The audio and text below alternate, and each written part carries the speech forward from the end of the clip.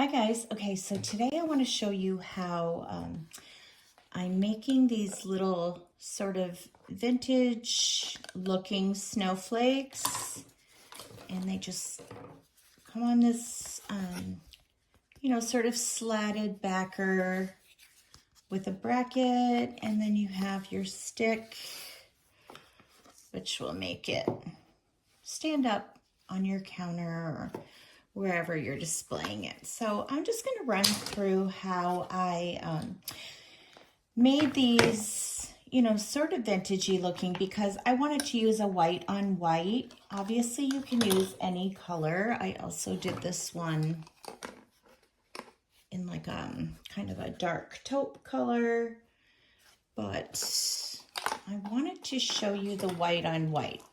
This is like one of my favorite looks. I just love the kind of worn look to it. So, all right, let's get started. This is such a simple one to finish.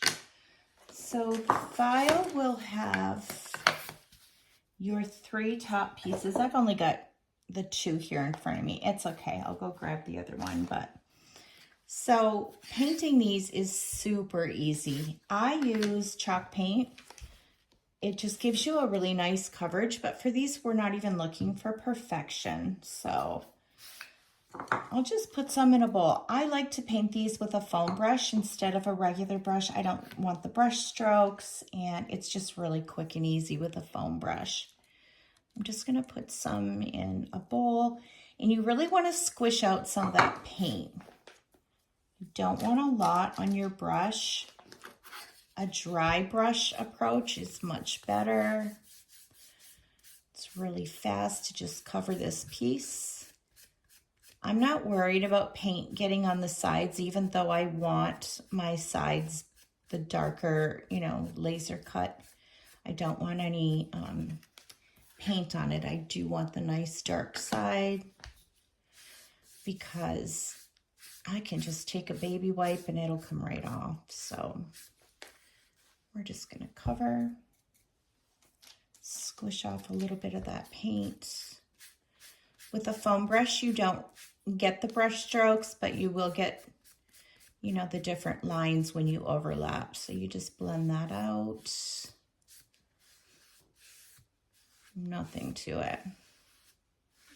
I'm not even really worried about perfect coverage. I mean, I want it to look nice, but we're kind of going for like a worn, older style anyways, so it does not have to be perfect. Just as long as you don't have any really defined strokes. Okay, that's it. I'll usually take a baby wipe, either when it's still wet or when it's dry, and just clean up my edges. It's just as easy as wiping any paint away. So this one is already dry.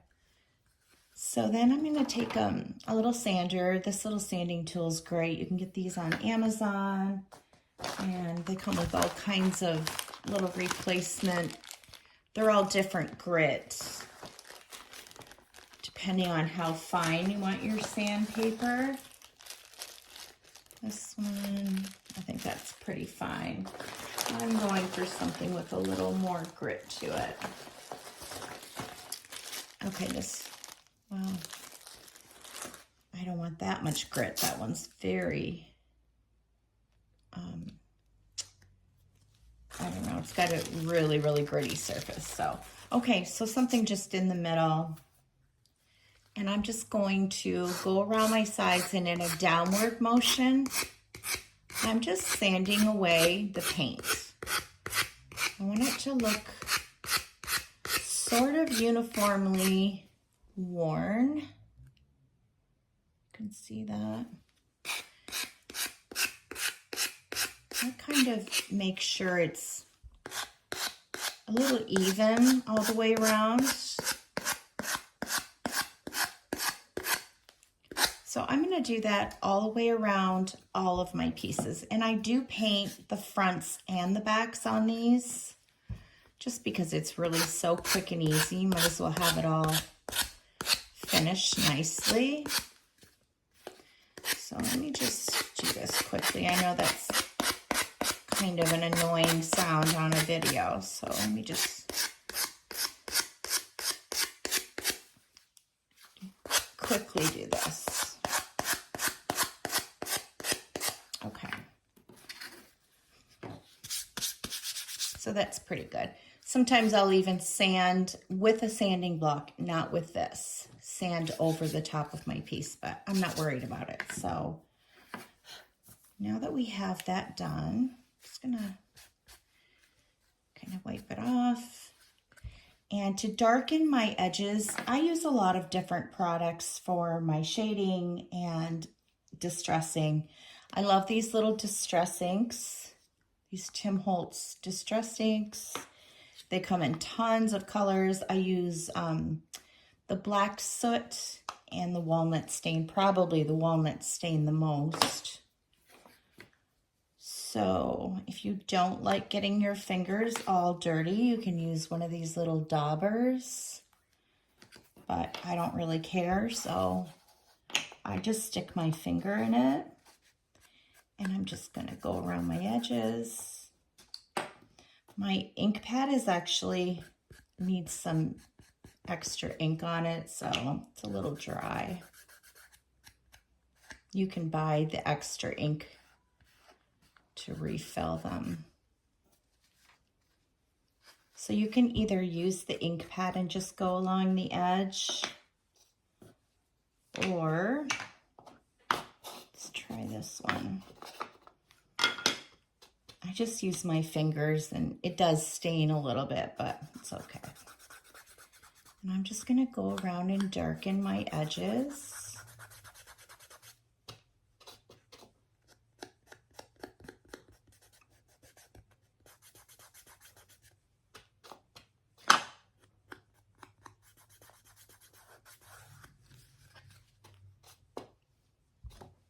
I don't really do a lot. I want it a little bit subtle. It depends. You can play around and just add as much as you want. And if you get an area that you put too much on or you don't like it, you can just blend it away with a baby wipe. It looks a little darker just because the paint is white, but it'll dry and it'll be good. So that's all there is to doing one of these panels. And then when these are put together, it's just 3 panels. And then it has these 2 sticks. I'm probably not going to show you the assembly of it. Oh, why not? Let's just do it. All right. No, I'm not going to, because I don't have the other one here right now, and it's really super simple. You just lay them down, lay the 2 sticks on top, and then just glue it.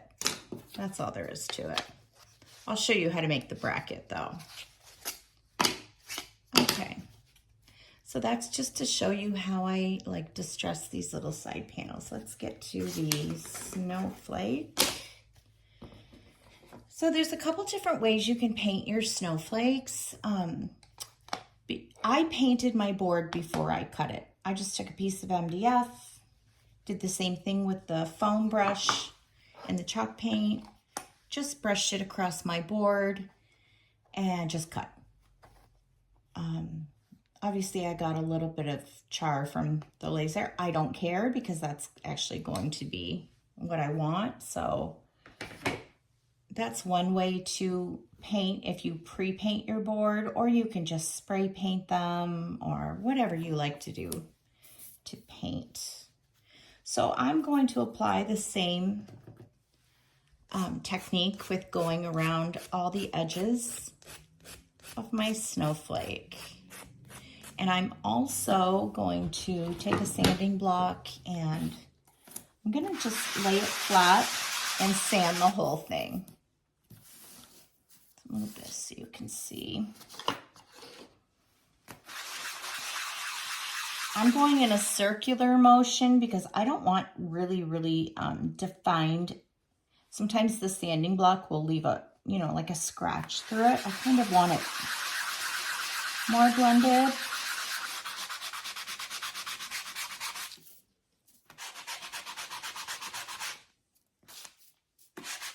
So the reason I am sanding over my paint is because when you sand, you are leaving some texture lines in there, and that's good because that's what the ink will stick to when you ink it. So I'm going to go around and do all the edges.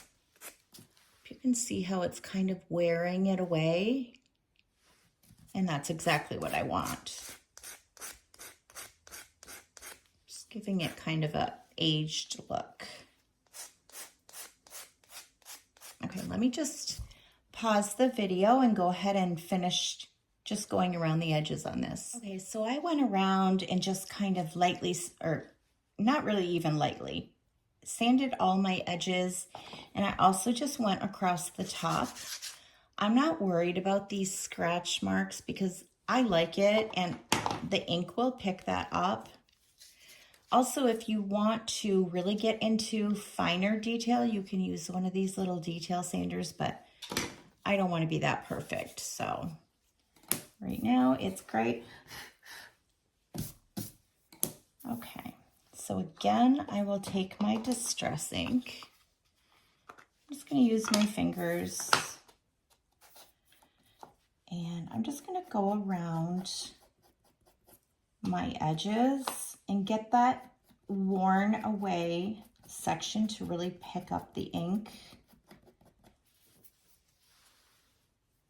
If you can see there, it's how it sort of grasps the ink and gets into those little grooves from sanding. And again, if you don't want to get your fingers stained and you don't like using your finger, you can use one of these daubers.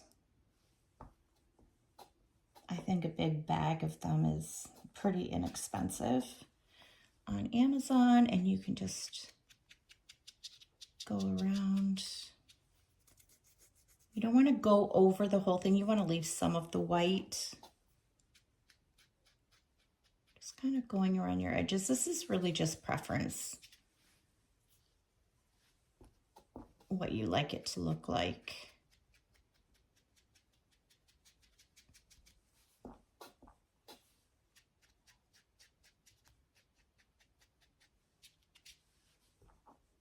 So I'll show you up here where the sander really left some defined lines. I like it because when you apply some color on it, it really picks up those lines, gives you a different texture.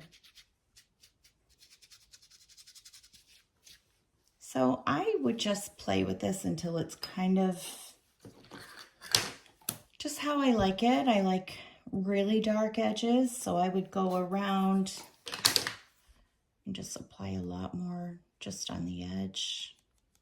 Whatever you like. That's just the idea of adding some color to it, so when you place it on your sign, it's not just white on white.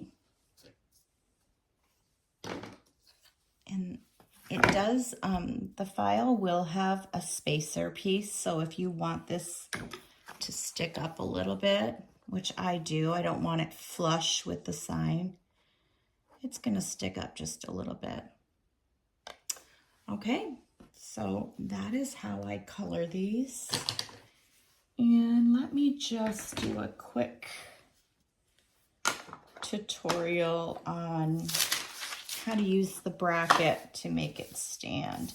I used to put permanent stands on the back of my pieces, and a lot of people told me that they have trouble shipping products like that to their customers. So now I do this different stand that allows you to remove the stick. So when you're shipping it, it's flat, but then they can just add the stick and it stands up. Okay. All right, so there are 4 pieces. 2 of them have the thicker top and 2 of them have a thinner top. You're just going to glue these 2 together. Did I not grab glue? I didn't. Okay, doesn't matter. So you're just going to glue these 2 together, and that's going to form one piece. And then you'll glue it to one of these pieces, and you can see that you're creating a space in there. And then you'll glue one on top, one on the bottom of the thicker topped pieces. So when it's all glued together, you've created this bracket that has a space on the inside. Okay. And of course, I would take my time and make sure these were really solid and glued together perfectly. So when you're going to glue this on the back of your sign, it really depends on how much you want it to lean. So I would suggest kind of just sitting it there, putting the stick in and seeing where you like that. Depending on where you put it, if you put it lower, you're going to get more of a lean. I like it kind of near the top. I find that it leans just enough to keep it stable, but you know, it's almost upright, which I like. So that's all there is to it. I hope this tutorial was helpful and that you enjoy making this file.